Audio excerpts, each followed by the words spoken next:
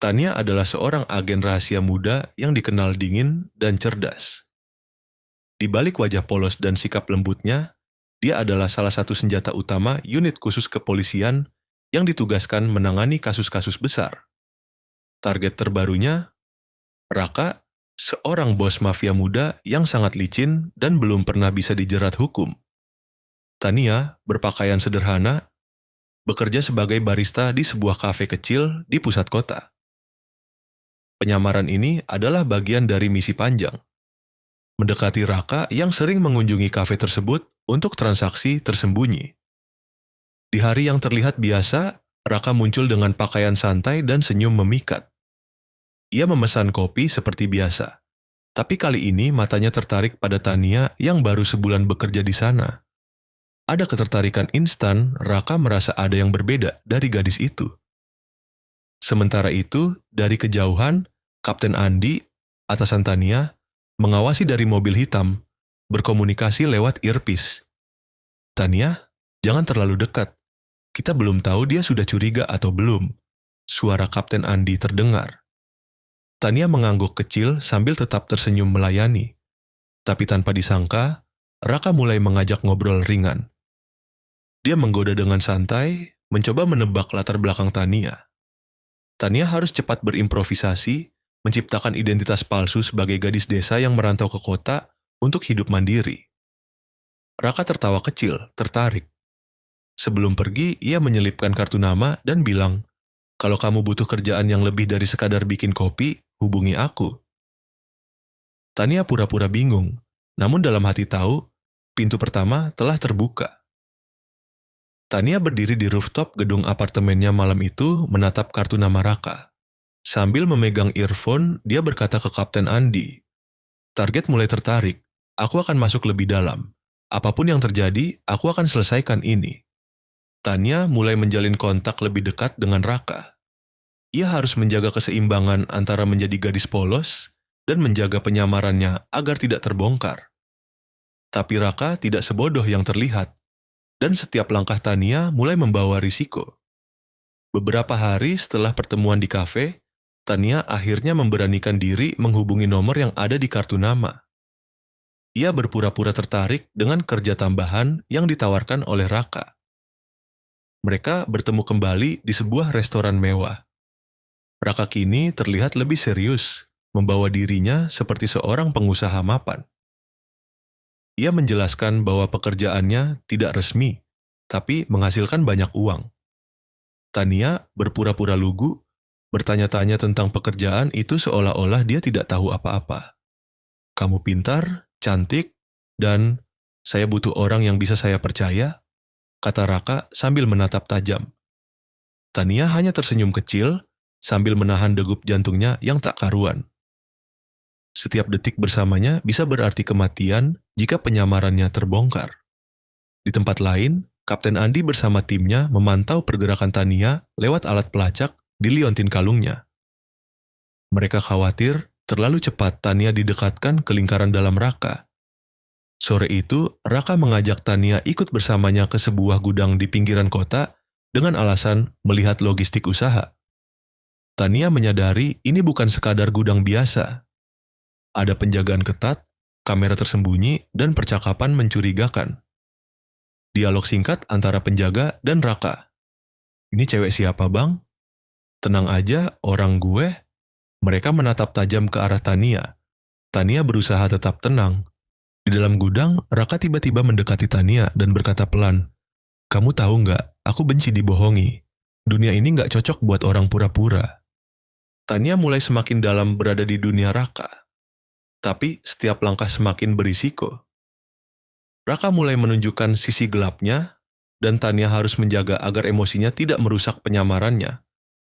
Apalagi saat Raka mulai menunjukkan ketertarikan yang bukan sekadar profesional. Setelah pernyataan Raka yang penuh kecurigaan di gudang, suasana menjadi canggung. Tapi Raka hanya tertawa pelan dan berbalik, seolah ingin menguji reaksi Tania. "Santai aja, aku cuma suka lihat ekspresi orang saat ditekan." Tania mencoba menertawakan balik, tapi keringat dingin di punggungnya tak bisa bohong. Ia tahu satu langkah salah bisa berakibat fatal.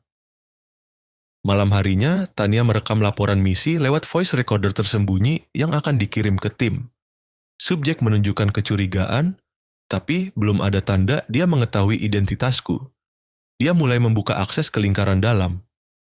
Ada kemungkinan dia ingin menjadikanku alat, atau sesuatu yang lebih dari itu. Beberapa hari kemudian, Raka mulai sering mengajak Tania ke acara-acara kecil bersama timnya. Ia juga memberi Tania akses untuk bekerja di salah satu tempat bisnis resminya, sebuah galeri seni yang ternyata jadi tempat cuci uang. Saat bekerja di galeri, Tania melihat buku catatan keuangan yang penuh kejanggalan. Ia diam-diam memotret halaman-halaman penting sambil terus menjaga sikap. Raka pun semakin sering muncul. Ia mulai bicara lebih pribadi, mulai menanyakan masa lalu Tania. Kamu nggak pernah cerita tentang keluarga. Kamu sendirian di Jakarta? Tania menjawab hati-hati, memakai cerita palsu yang sudah ia siapkan, tapi yang membuatnya lebih gugup. Cara Raka memandangnya berbeda. Bukan lagi seperti bos ke anak buah, tapi seperti pria yang jatuh cinta. Di lorong belakang galeri, saat semua orang sudah pulang, Raka menahan Tania sebelum ia pergi. Kalau kamu nggak jujur ke aku bisa ngerti. Tapi jangan pernah bohong, karena aku punya cara buat tahu semuanya. Tatapannya tajam, tapi ada keraguan. Tania menunduk, menyembunyikan ekspresi paniknya. Ia tak bisa membaca apakah Raka sudah tahu, atau justru mulai mempercayainya. Tania mulai terjebak dalam dilema. Semakin dekat dengan Raka, semakin besar pula risiko penyamarannya terbongkar. Namun, yang lebih mengejutkan, perasaannya mulai goyah. Apakah ini sekadar bagian dari penyamaran, atau benih cinta yang tumbuh di tempat paling berbahaya?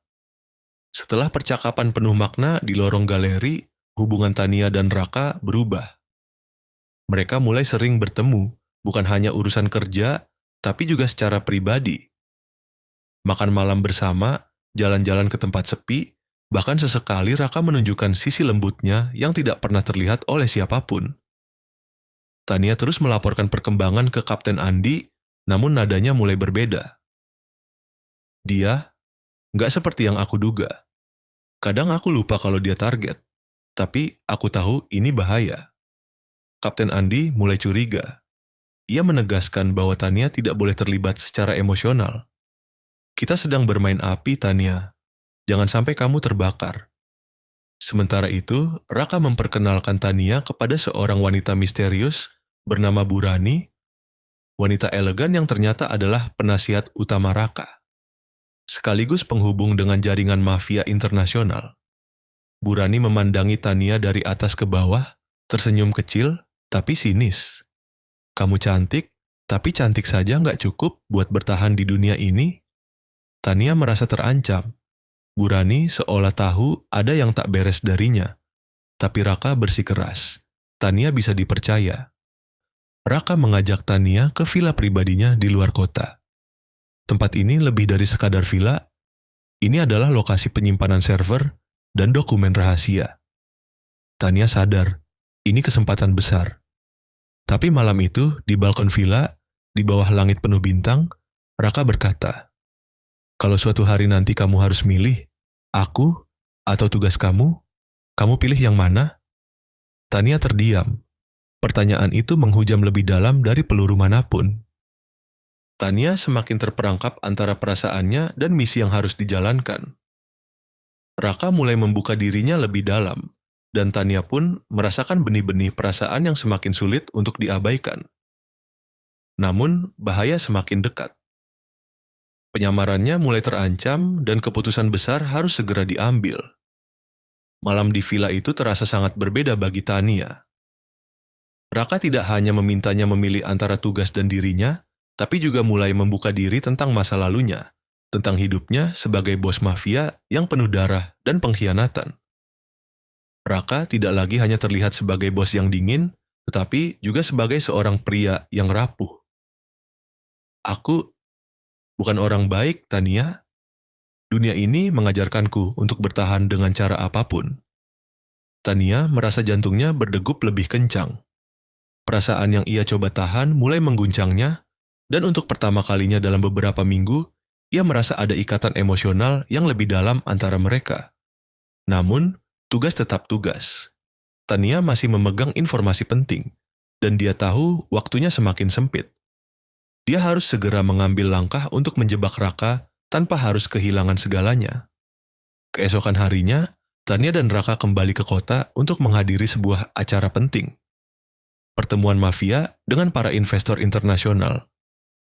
Tania berpakaian elegan, menyamarkan dirinya sebagai bagian dari dunia ini. Di acara itu, ia berhasil memperoleh akses ke dokumen penting yang bisa menghancurkan Imperium Raka. Namun, pada saat yang sama, Tania mulai merasakan bahwa orang-orang di sekitarnya mulai curiga. Burani yang tajam memperhatikannya dengan pandangan mencurigakan. Saat Tania melintasi ruang makan, Burani menyapanya dengan senyuman tipis. "Kamu terlihat berbeda malam ini, lebih percaya diri, ya?" Tania hanya membalas dengan senyum tipis, namun dalam hatinya, alarm peringatan berbunyi keras. Dia mulai merasa semakin terpojok. Malam itu, Raka membawa Tania ke ruang bawah tanah villa, tempat yang jarang sekali ia tunjukkan. Di sana, Tania melihat berbagai barang berharga yang diperdagangkan secara ilegal. Di sudut ruangan ada sebuah meja besar yang dipenuhi dengan dokumen, dan di atas meja itu ada gambar dirinya yang sedang berbicara dengan seseorang dari tim kepolisian. Raka menatapnya dengan mata tajam. "Aku ingin tahu sejujurnya, Tania. Siapa kamu sebenarnya?" Raka akhirnya mengetahui identitas asli Tania. Dalam pertemuan yang penuh ketegangan, Tania harus menghadapi kenyataan bahwa misinya bisa berakhir tragis jika dia tidak berhati-hati. Namun, sebuah kejutan datang dari Raka. Ada lebih banyak yang tersembunyi di baliknya daripada yang Tania bayangkan. Raka menatap gambar Tania di atas meja, matanya tajam dan penuh kecurigaan. Ruang bawah tanah villa terasa semakin gelap. Raka tidak mengalihkan pandangannya dari Tania yang kini berdiri kaku, terpojok di sudut ruangan. "Kamu pikir aku bodoh?" Raka berbicara perlahan, suaranya dingin, penuh ketegangan. Tania menelan ludah, jantungnya berdegup kencang. Ia tahu bahwa ini adalah momen yang sangat krusial. Selama ini, ia selalu menjaga identitasnya rapat-rapat, tetapi kali ini Raka tahu sesuatu yang lebih dari sekadar curiga. Tania mencoba tetap tenang, meskipun dunia seakan runtuh di sekelilingnya. Dia melangkah perlahan mendekat ke meja, berusaha tidak menunjukkan kelemahan.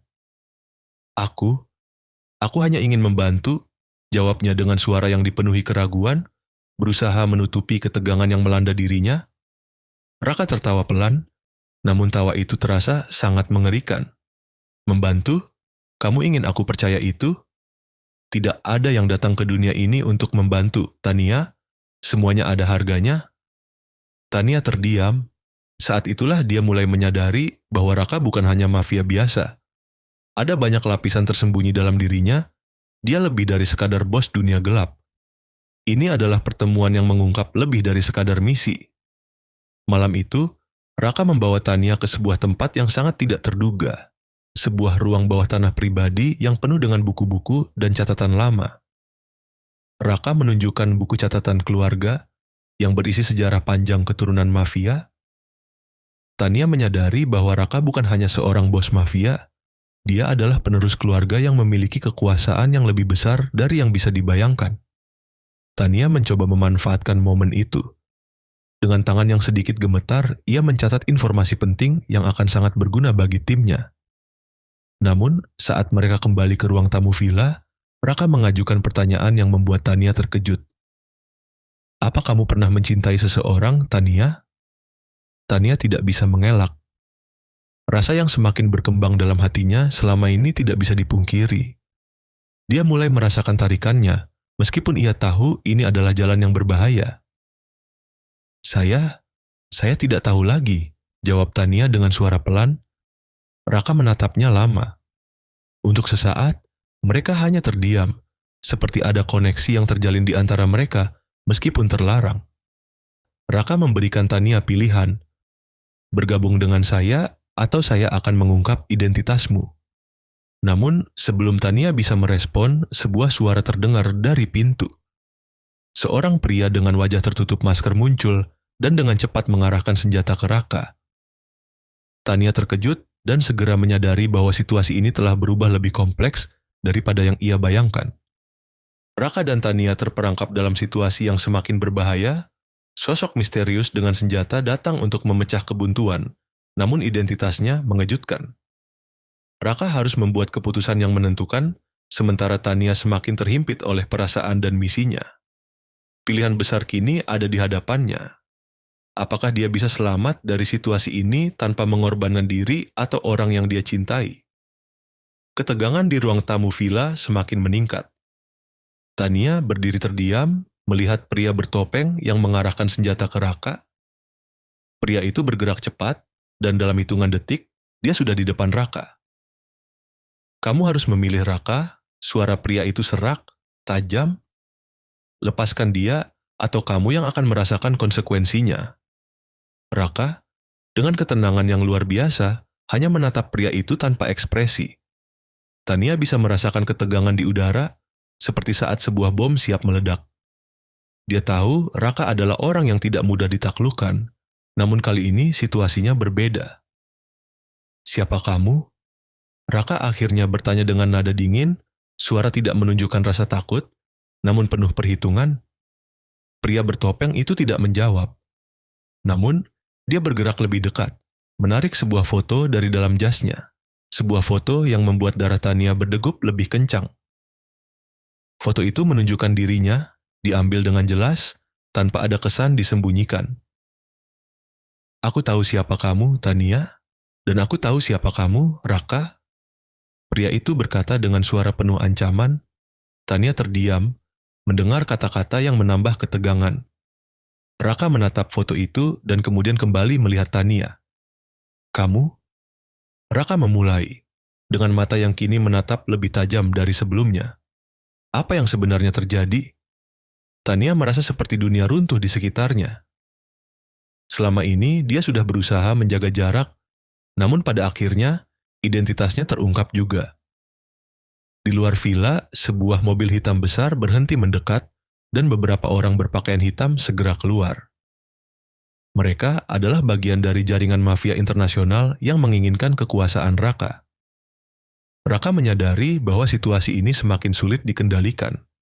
Tania dan Raka dikelilingi oleh banyak orang, namun Raka masih menjaga ketenangannya. Raka memandang Tania dan dalam sekejap ia memutuskan. Tania, aku memberimu pilihan terakhir, kata Raka, dengan suara yang lebih lembut dari sebelumnya. Kamu bisa ikut aku dan menjalani hidupmu yang lebih baik, atau kembali ke timmu dan berhadapan dengan kenyataan bahwa kamu bisa kehilangan segalanya.